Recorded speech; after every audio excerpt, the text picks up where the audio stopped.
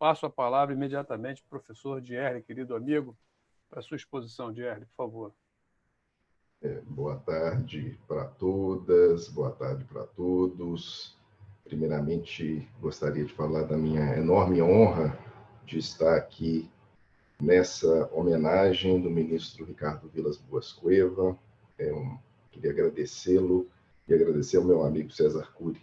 por ter me prestigiado nesse evento. É uma honra, e especialmente por estar falando de um dos temas que o ministro é uma das principais autoridades no Brasil acerca dele, e que acaba atribuindo a todos nós uma responsabilidade um pouco diferenciada, até porque nós precisamos, em alguma medida, auxiliar nesse debate, que é um debate, sem dúvidas, extremamente relevante e da ordem do dia. Queria também saudar os meus amigos aqui, Antônio Cabral, Fred Didier, o professor Newton César, o desembargador André, o desembargador Luciano Rinaldi, e saudar a todos aqui. E eu fico muito feliz porque em 2018, quando eu sugeri um painel nas jornadas de direito processual em homenagem ao professor Humberto Teodoro Júnior acerca da inteligência artificial e direito processual, o tema parecia um tanto quanto exótico e num limite temporal muito pequeno, esse debate acaba ganhando maior destaque. Eu vou sugerir a todos aqui no Zoom para acionar o Speaker View para auxiliar no acompanhamento, porque eu acho que vai ficar um pouco mais fácil de promover o acompanhamento. Bem, o tema aqui desse nosso painel é o tema das ODAs, das Online Dispute Resolutions, mas eu preferi fazer a sua análise em conformidade com o que o fenômeno ganhou maior destaque no direito estrangeiro, especialmente pelo fato de que ele entra na ordem do dia dentro daquele fenômeno da década de 80 das Dispute System Designs, ou seja, de novos designs para tentar se criar formas de promover identificação de causas de conflito, existência de padrões de sua ocorrência e, claramente, pensar em promover a própria percepção de uma nova etiologia dos conflitos, ou seja, saber efetivamente quais são as causas e origens. E isso, obviamente, era feito na década de 80, tendo como base a busca desse subsídio, tentando fomentar aquele fenômeno que ganhou destaque no final da década de 70, em torno das ADRs, com a célebre palestra de Frank Sander na Pound Conference. Ou seja, havia uma crença de que eu precisava usar um foco em processos baseados em interesses para delinear novas ADRs. Só que nós precisamos também perceber que no próprio estudo das ADRs há uma constatação, que inclusive é comum no direito estrangeiro, de que muitas vezes as ADRs são muito boas no papel, mas elas são ineficazes na prática. Nós temos aqui o exemplo do Justiça em Números, que mostra que as ADRs, ao longo do tempo que o CPC está em vigor, ele alterou pouco o próprio quadro. Apesar do número de sejus que terão aumentado sobremaneira, o percentual ainda de conciliações continua ainda no patamar de 12,5%. Então, nós precisamos pensar nessas Dispute System Design, esses novos designs, para tentar ver em que medida que, com a utilização da tecnologia, a gente pode buscar uma mudança disso. E, nesse aspecto, eu coloco em discussão a chamada virada tecnológica, que é exatamente a percepção que nós vivenciamos nos dias atuais, de que a tecnologia ela deixa de cumprir um papel tão somente instrumental, como ordinariamente ela é apresentada, e começa a promover uma verdadeira revolução e refundação de uma série de institutos, e como meu próprio amigo César teve a oportunidade de falar, às vezes até de se pensar em novos institutos, além de se pensar numa nova propedêutica, em novos modos de dimensionamento de conflitos, e nesse aspecto que entram as ODRs e o próprio modo como elas precisam ser devidamente percebidas. Mas mais do que isso, nós precisamos perceber com Lasseg e Garapon que nós estamos diante de uma verdadeira revolução gráfica. A tecnologia ela muda a nossa própria compreensão do nosso entorno, e a própria fala do professor César Flores, e fazendo alusão ao documentário da Netflix, O Dilema das Redes, mostra como as tecnologias, em grande medida, elas estão criando uma reestruturação do próprio modo como nós convivemos. Só que a gente precisa verificar esse impacto no âmbito da resolução de conflitos e nesses novos DSDs. A gente sabe que nós estamos numa época na qual o direito brasileiro já está bastante avançado em algumas etapas do emprego da tecnologia, pelo menos no que tange a digitalização. nós precisamos lembrar que nós temos no processo eletrônico uma ascendência em um nível de processos eletrônicos comparativamente a outros países do mundo enorme, ou seja, diversamente de uma série de outros países que, inclusive na pandemia, pararam seus processos porque eles não tinham nível de digitalização nenhuma. No Brasil, o processo eletrônico já não é tão somente o transplante do modelo não eletrônico para o online. Na verdade, nós já começamos a pensar numa série de perspectivas, inclusive a se delinear uma plataforma única com o PJE, agora, inclusive, recentemente, se fez alusão à criação de uma plataforma digital do Poder Judiciário brasileiro, e, inclusive, nós vamos poder, a partir desse projeto do PJE, que foi dimensionado desde o seu nascedouro, para permitir a captação de dados via IA, via essa tecnologia de propósito geral, que é a inteligência artificial, para promover a análise dos dados, inclusive através de sua parametrização e através de alguns modelos algorítmicos, ofertar inúmeras soluções para problemas, nós podemos promover uma verdadeira mineração de dados hábil a permitir uma série de aspectos no campo da solução dos conflitos. Primeira coisa, os dados minerados eles nos permitem ter uma visão macro dos problemas. É muito comum nós, da área do direito, termos uma percepção dos nossos problemas dentro do nosso horizonte. Só que muitas vezes um juiz, um advogado, um promotor, ele pensa nos problemas que às vezes não são os problemas mais impactantes na vida do cidadão, que é exatamente aquele para o qual nós estamos pensando o sistema jurídico. E a partir dos dados eu consigo pensar e verificar quais são os macroproblemas e atacá-los com maior eficiência. Eu posso identificar grandes gargalos e posso começar a pensar na utilização da tecnologia e de uma perspectiva preventiva com o emprego da tecnologia de propósito geral, a inteligência artificial. E a inteligência artificial, apesar de não ser o meu foco principal aqui,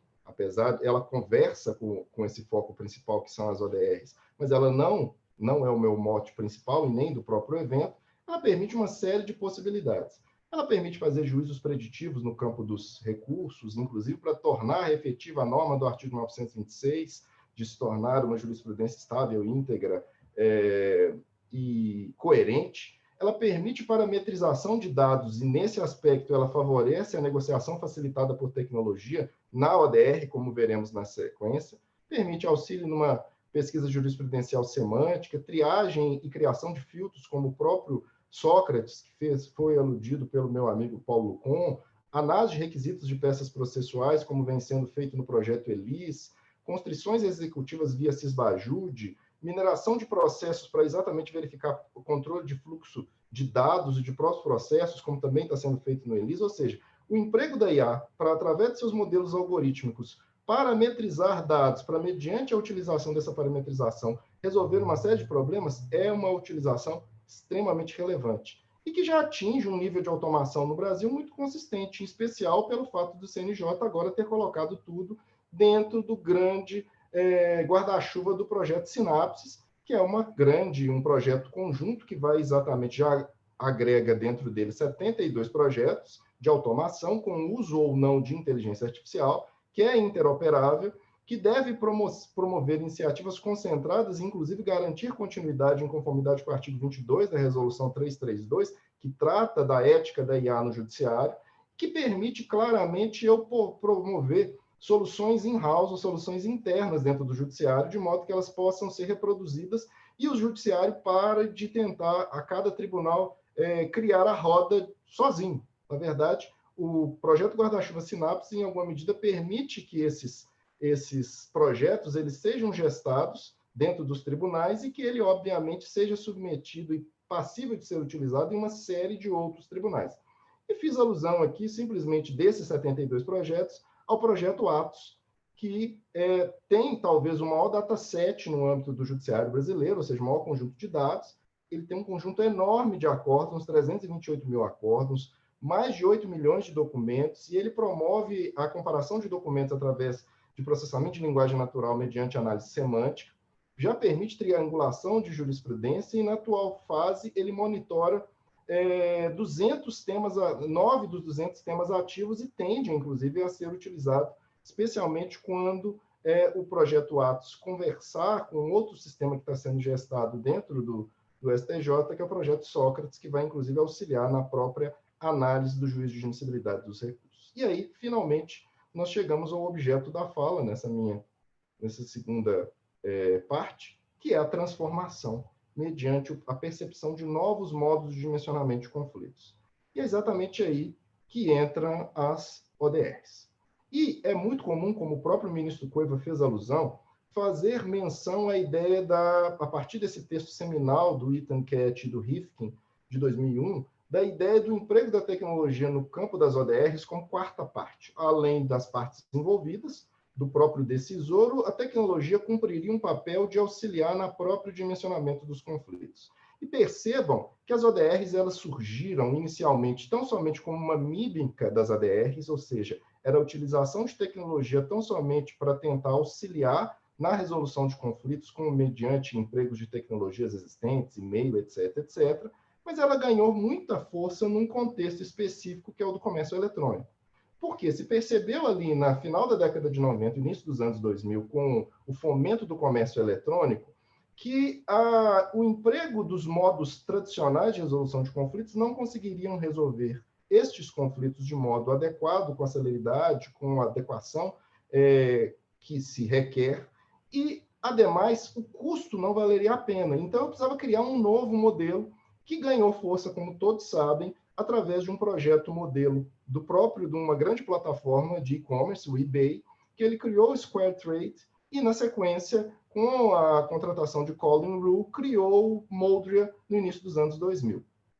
E o Moldria é uma plataforma modular de resolução de conflitos que vem servindo de base para a criação de todas as plataformas de ODR. E aqui percebam, o Moldria é um passo muito à frente do que nós, no Brasil, momentaneamente conhecemos em termos de dimensionamento de conflitos, porque nós festejamos, e com razão, por exemplo, o consumidor.gov. Mas o consumidor.gov não é uma ferramenta tecnologicamente nada sofisticada. Ela é basicamente um PROCON eletrônico, no qual os consumidores eles acessam e têm acesso aos fornecedores, se mandam uma informação para o fornecedor que responde ou não, e em face dessas respostas, acaba-se com o conflito ou não. Mas aqui não. O modelo que foi idealizado por Colin Rue no início dos anos 2000 é uma estrutura modular de resolução de conflitos, na qual a tecnologia ela pode se fazer e se apresentar como quarta parte, inclusive sem gerência humana, mesmo nas etapas iniciais da negociação. A estrutura do Moldria idealiza o grande modelo de ODR do mundo na atualidade, só que a gente precisa ver outros modelos nesse nosso encontro para saber se isso não tem alguns riscos que nós precisamos de mencionar no direito brasileiro com rapidez. Então, aqui, o Moldria, ele trabalha basicamente com essa estrutura modular. Qual seja, ele trabalha basicamente com 4 etapas. Uma primeira etapa, que é o módulo diagnóstico, no qual o cidadão ele tem acesso a uma plataforma que vai ofertar-lhe aquilo que se convencionou chamar de participação informada. Ou seja, eles vão tentar reduzir as assimetrias entre os envolvidos, de maneira a garantir que os envolvidos eles tenham plena ciência dos riscos, das possibilidades de sucesso, etc., e até o conhecimento jurídico acerca das questões que ali são postas. Só que percebam, essa etapa, que é uma etapa essencial, que inclusive é colocado como uma regra geral para uma ODR adequada, ela basicamente cumpre um papel que nós, processualistas, sabemos muito bem, inclusive hoje falamos muito, quando a gente fala da produção antecipada de prova, autônoma. Basicamente, nós estamos querendo garantir o quê? Conhecimento e redução das assimetrias, que, por vezes, até com o simples conhecimento, eu acabo com o problema e, inclusive, não se torna necessária a continuidade do conflito. Mas, caso essa primeira etapa não se resolva, eu entro no módulo de negociação facilitado por tecnologia, que, como o meu amigo Cabral fez alusão, é uma etapa na qual você usa robôs parametrizados com milhares ou milhões de negociações anteriores, e ele faz uma proposta para ganhar a maior chance de obtenção da autocomposição. E como o dataset, o banco de dados, ele é extremamente amplo e grande, eu tenho um Big Data aqui, que eu faço um analytics dele enorme, e eu consigo, com que nessa etapa, a grande maioria dos conflitos se resolva. No caso do eBay, quando ele entrou em operação, no primeiro ano ele já fez 60 milhões de acordos em matéria de consumo. E de lá para cá, o mínimo que ele faz por ano são 40 milhões de acordos. E só se essa etapa se frustra, que eu entro em etapas nas quais existe ainda participação humana, ou mediante uma negociação por facilitadores humanos profissionais, ou numa etapa decisória, ou seja, eu reformulo a própria estrutura da cognição para a resolução dos conflitos. Só que a gente precisa tentar pensar, para além disso, que talvez essa captação de dados me permita aquilo que vem se convencionando chamar de Online Dispute Prevention. Ou seja, a partir da captação de dados, eu consigo talvez verificar, inclusive, de onde surgem os conflitos, para que eu trate isso antes que os conflitos eclodam. E talvez eu consiga resolver isso. Inclusive, o caso eBay e, no caso brasileiro, o Mercado Livre, mostraram que o conflito para essas plataformas se tornou um ativo. Como assim? Um conflito como ativo? O conflito sempre foi tratado pelos processualistas como um problema. Mas, na verdade, quando eu começo a perceber que o consumidor, o que ele deseja, é exatamente ter a resolução fácil do seu problema, se eu vou comprar um produto, eu vou fazê-lo numa plataforma que, se eu tiver problema, eu vou ter que judicializar, ir para o juizado, etc, etc, etc. Ou eu vou para uma plataforma que já me garante o recebimento dos valores pagos indevidamente, ou que resolve o meu conflito com muita rapidez. Sem dúvidas, a hipótese é da última. E isso fez com que essas plataformas se ampliassem e que o próprio judiciário deva, a partir de agora, buscar a divulgação dessa própria situação, para que eu comece a perceber que, às vezes, para os próprios repeat players, o uso desse tipo de plataforma reduz o seu custo e acaba tornando a solução mais adequada para ele próprio. Só que aí nós temos um problema. Qual seja? A partir do momento em que isso começa a ganhar força, eu começo a perceber que dentro da própria ideia desses Dispute System Designs, há uma série de etapas e uma delas é a questão da redução de custos. E eu posso fazer isso de um modo estratégico, e os repeat players já vêm fazendo isso no mundo inteiro, criando plataformas nas quais a tecnologia ela deixa de ser tão somente... ela não é mais quarta parte, ela é a própria parte usando de mecanismos tecnológicos para induzir o acordo.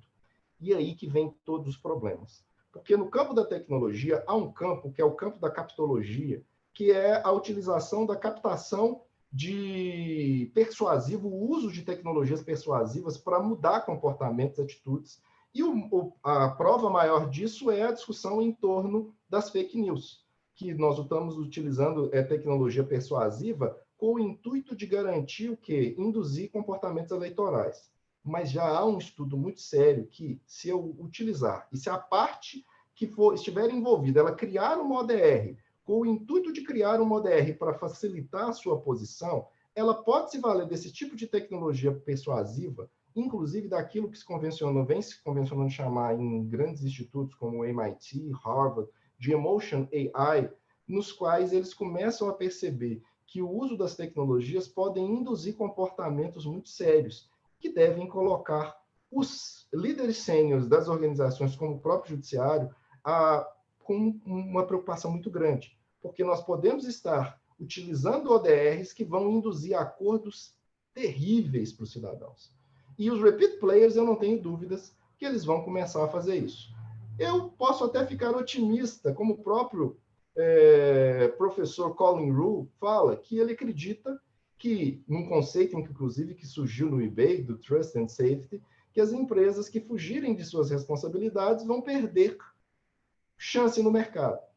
Podemos ser otimistas, mas eu prefiro ser um pouco mais realista e pensar em buscar modos para tentar o quê? Criar plataformas que gerem soluções mais adequadas. Dentro do próprio judiciário, através de uma adaptação procedimental por tecnologia, que é exatamente você criar plataformas gestadas dentro da estrutura da ODR, como também acontece na Inglaterra, ou então mesclar as tecnologias com a própria ODR, com o procedimento, como em alguma medida é uma tendência no direito brasileiro, para tentar se criar ferramentas que adequem às necessidades dos cidadãos e que a tecnologia não seja utilizada para que os repeat players eles ganhem maiores condições em face do pobre do litigante ocasional, do pobre do litigante eventual. Mas eu convidaria a todos para buscar, né, percebendo todas essas tendências, pensar, inclusive, numa possibilidade regulatória pelo próprio CNJ, tal qual foi feito pela Resolução 332,